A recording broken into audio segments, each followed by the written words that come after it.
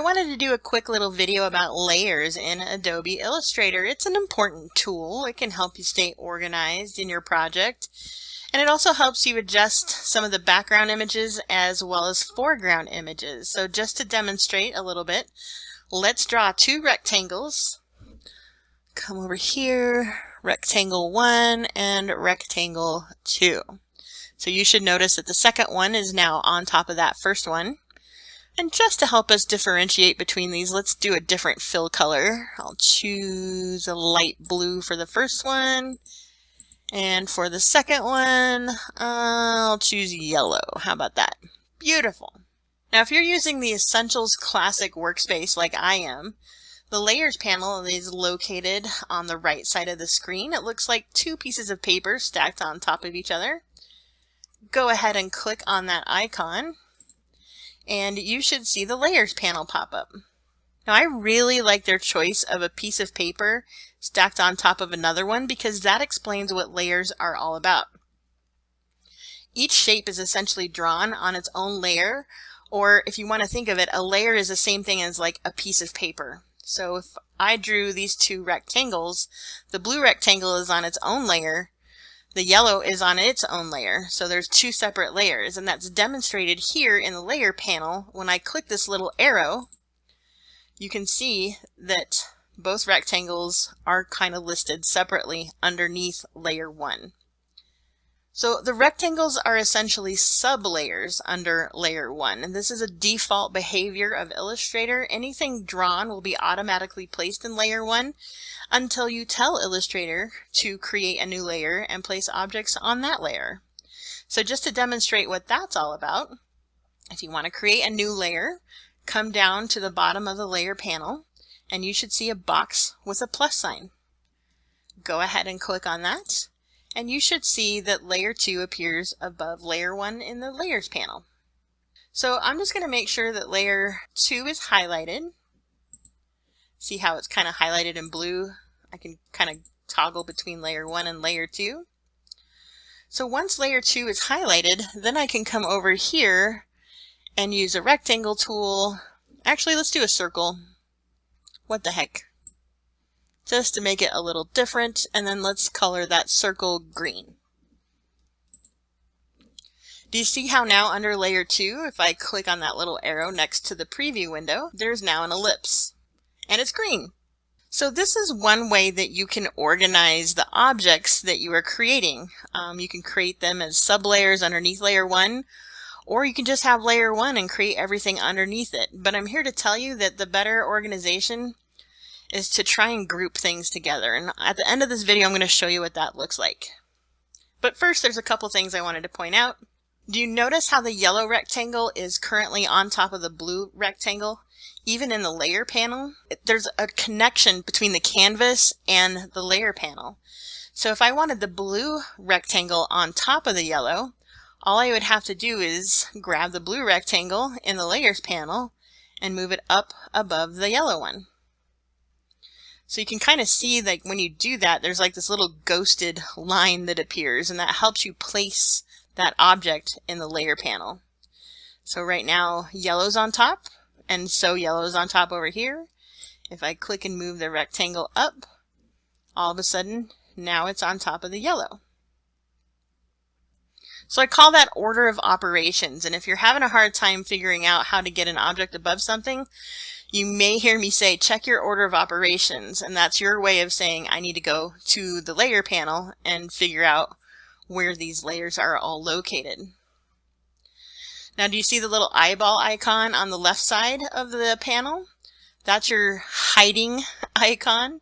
So if the eyeball is open, you see the object. If I click on it, it will actually hide the blue rectangle from sight. It's not deleted, it's just temporarily not visible on the artboard.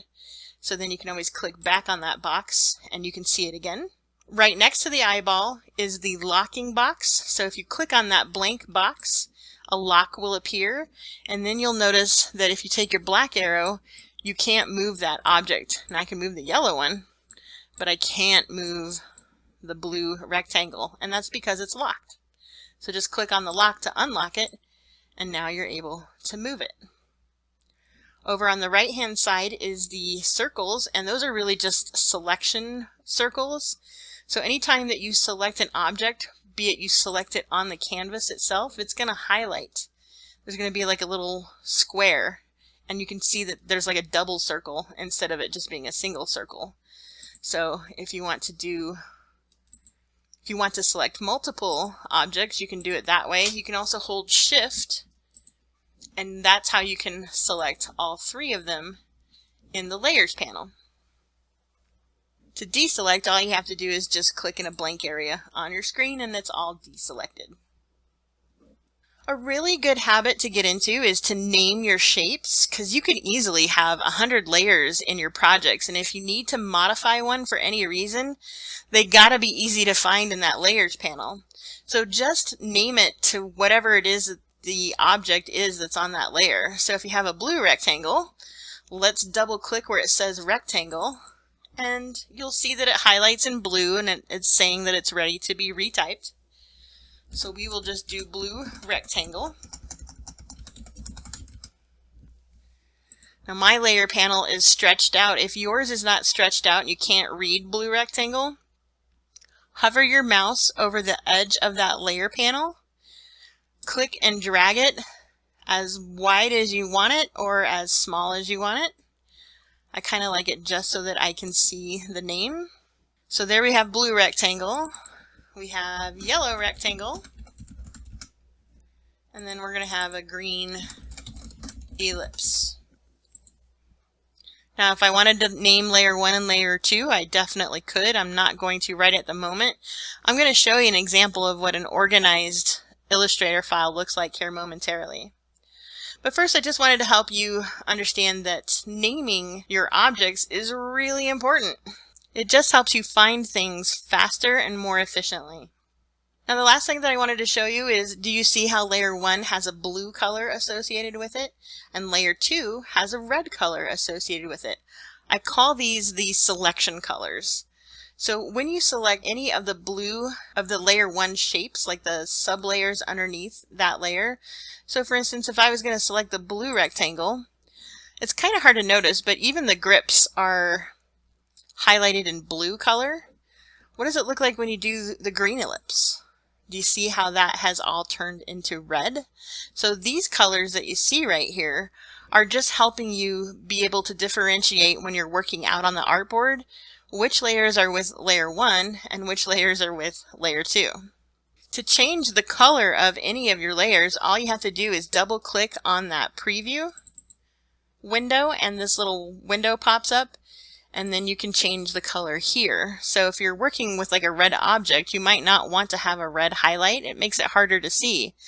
So you can pick any of these colors, and there's no right or wrong behind this at all. You can even name layer 2 if you wanted to here. But just go ahead and click OK, and then it should update over there. Now one reason it is good to keep your layers organized and named is if you are working in a team and you need to hand your drawings over to somebody else to actually work in that file. They would be able to follow your organization and be able to find objects quickly. So that kind of consideration for your team members is one way that you build some serious professionalism. So let me kind of show you what that looks like. So here I have a set of 3 logos that I've created all on the same artboard. And the way I've organized my logos is that layer 1 became logo 1 and all the objects associated with that logo are sublayers underneath that. Layer 2 became logo 2 and all of the objects in there. So if I were to highlight logo 2 over here in the selection circle, you can see that everything's selected underneath that. So that is how I know that these objects are associated with that layer. It's all red, and it's all red here. Same thing with logo 3. That became layer 3. I just have a couple of things here, and when I click on it, all of those. So now I can move all of those all at once, whereas otherwise I would either have to move them all one separately or do a selection box and move it that way. But I'm gonna undo all of that because now I messed up my logo. What the heck? There we go. So this is a really great way if you have multiple things going on in the same artboard, or if you have a grouping of objects that you want to kind of keep together and you want to select them together. This is how you organize your layers, or at least one way. So if you're doing this kind of organization while you are at an internship, they're going to see that you operate at a higher level of professionalism than somebody who doesn't organize their layers. So please build good habits and start naming and organizing your objects in the layers panel.